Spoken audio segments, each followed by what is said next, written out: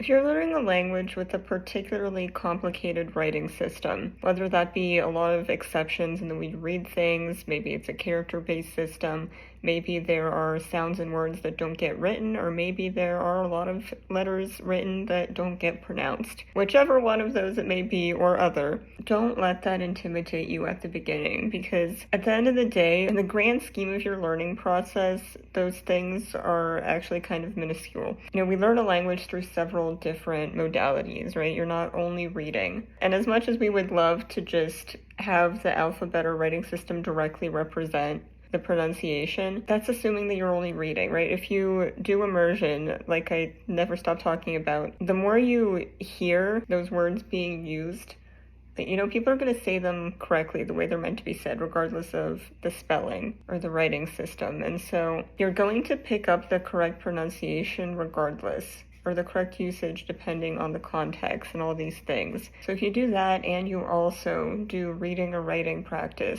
you would be surprised, truly, when I tell you this, I mean it, you'd be surprised at how easily those things will start to converge for you, and it'll just come together. I just really want to tell you to not, put so much time like worrying or obsessing over like, oh my god, it's gonna be so hard because there's all these exceptions and this doesn't match that, and how am I ever gonna learn this? Like, just trust me, you will. It happens much more naturally than you could possibly predict until you're actually doing it. And especially if it's your first time learning a foreign language, I know that you don't have any reason to believe it yet because you haven't experienced it, because I've absolutely been there, but I can really tell you, a few languages into the journey, it happens.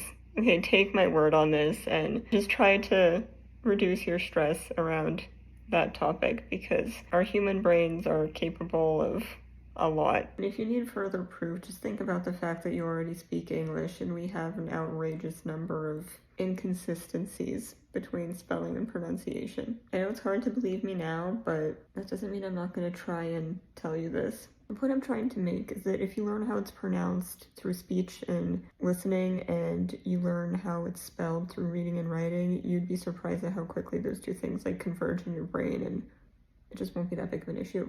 It won't.